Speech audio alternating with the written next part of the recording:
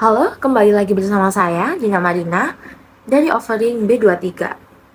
Nah, kini saatnya kita menyusun learning persona.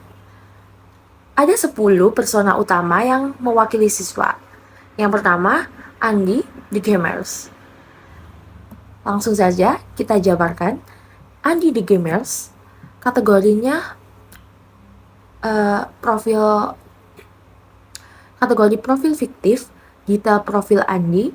Andi adalah seorang siswa berusia 15 tahun, hobi bermain game online, Mobile Legends atau PUBG, sering begadang sehingga sulit konsentrasi di kelas.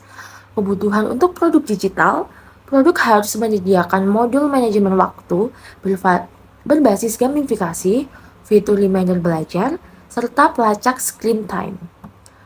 Tujuannya ingin tetap berprestasi di sekolah tanpa meninggalkan hobinya. Frustasi sering dimarahi guru dan orang tua. Produk harus menawarkan reward belajar yang bisa menyaingi kepuasan main game level. Kemudian, Andi berkata, aku cuma main sebentar, tiba-tiba sudah jam 2 pagi. Maka dari itu, produk wajib punya dashboard progress agar Andi dapat melihat dampak positif belajar seperti progres dalam game. Selanjutnya, persona kedua, Siti, the content creator. Siti adalah siswa berusia 16 tahun, aktif untuk membuat konten TikTok dan Instagram, lebih fokus mencari ide viral daripada tugas sekolah. Maka dari itu, konten belajar berbasis video pendek dan interaktif sangat cocok untuk Siti agar selaras dengan gaya belajarnya. Tujuannya ingin terkenal di media sosial. Namun dia frustasi, kontennya viral tapi nilai turun. Jadi kita harus membuat modul yang memfasilitasi pembuatan konten edukatif sehingga hobi Siti bisa diarahkan ke pembelajaran. Siti berkata, views-ku banyak tapi nilai matematika aku jeblok. Jadi harus ada sertifikat digital yang bisa ia pamerkan sebagai bentuk pencapaian belajar.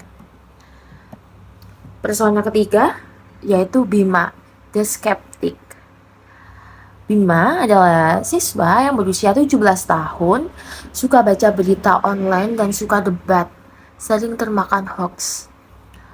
Modul yang harus dimiliki yaitu fitur fact-checking otomatis dan simulasi debat dengan data valid.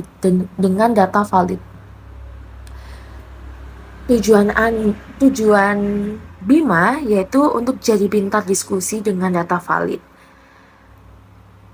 Namun akan frustasi jika malu salah informasi. Produk wajib menyediakan sumber referensi terpercaya dalam bentuk ringkas. Bima berkata, aku kira berita itu benar, ternyata hoax. Fitur quiz literasi digital yang menguji kemampuan membedakan informasi valid versus palsu. Untuk persona yang keempat yaitu Rani, the overload student. Rani adalah siswa berusia 16 tahun, rajin belajar online, stres karena kebanyakan sumber. Produk harus menyediakan kurasi materi agar tidak overload. Tujuannya ingin belajar efisien, namun frustasi, bingung memilah informasi. Dibutuhkan modul strategi belajar efektif dan rekomendasi bacaan prioritas. Rani berkata, aku buka 10 tab belajar, tapi nggak ada yang selesai. Nah, maka dari itu, produk wajib punya fitur fokus mode untuk mengurangi distraksi. Yang kelima, Dewa, the plans user. Dewa adalah siswa berusia 15 tahun, sudah mampu mengatur waktu dengan baik. Produk harus mendukung fitur mentoring agar Dewa bisa berbagi cara sehat dengan teman. Tujuannya jadi role model teman. Namun frustasi jika sulit mengajak teman disiplin. Maka dari itu produk harus ada forum peer learning atau leaderboard positif. Kata Dewa, aku bisa berhenti main medsos kalau mau belajar, tapi temanku enggak. Jadi, produk wajib produk wajib memberi pengakuan atau badge mentor untuk siswa teladan. Persona yang keenam, Lina, the social butterfly. Lina adalah siswa berusia 14 tahun, aktif di grup chat dan komunitas online. Produk wajib punya fitur reminder prioritas tugas dan notifikasi belajar. Tujuannya, ingin selalu update dengan teman, namun frustasi tugas sering terlambat.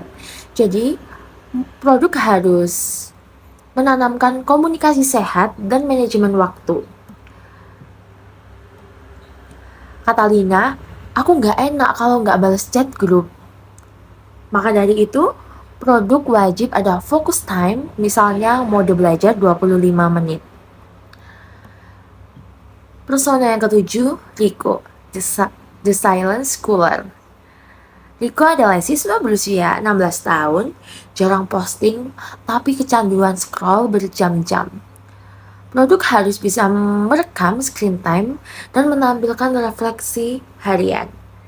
Tujuan Rico yaitu ingin lebih produktif, tapi frustasi waktu habis tanpa sadar. Maka dari itu, produk dibutuhkan challenge produktivitas, misalnya no scroll challenge. Kata Rico, aku nggak posting apa-apa, cuma scroll, tahu-tahu udah 3 jam. Maka dari itu, produk wajib kasih alert otomatis jika sudah scroll lebih dari 30 menit. Yang kedelapan, Ayu, the anxious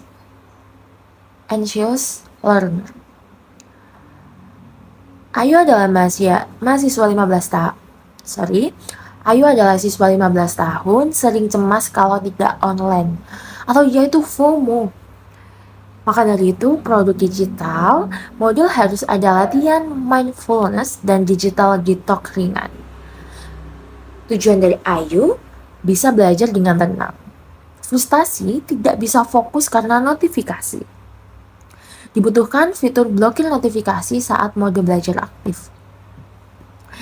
Kata Ayu, aku takut kehilangan info kalau HP mati. Maka dari itu, produk wajib kasih pesan notifikasi tenang saat belajar offline. Yang ke-9, Fajar, the plagiarizer. Fajar adalah siswa aktif, 17 tahun, sering copy paste tugas dari internet. Produk harus punya checker anti plagiarisme dan latihan menulis dengan feedback otomatis. Tujuannya, nilai aman tanpa usaha, tapi frustasi tidak bisa menjelaskan tugasnya. Maka dari itu, modul harus menekankan pembiasaan menulis sendiri dengan scaffold. Kata Fajar, yang penting kumpul soal ngerti belakangan. Maka dari itu, produk wajib memberi feedback detail, bukan sekedar nilai. Dan yang ke-10, Maya, the peer leader. Maya adalah siswa berusia 17 tahun, ketua OSIS, ingin jadi teladan digital. Produk harus sediakan dashboard monitoring tim, melihat progres belajar teman. Tujuan dari Maya ingin membimbing teman internet sehat, namun frustasi sulit memantau kebiasaan teman. Maka dari itu, dibutuhkan modul coaching dan leadership digital, citizenship. Kata Maya, aku pengen teman-teman pakai internet buat belajar, bukan cuma hiburan. Maka dari itu, produk wajib punya fitur goal setting untuk kelompok belajar. Sekian dari saya, terima kasih.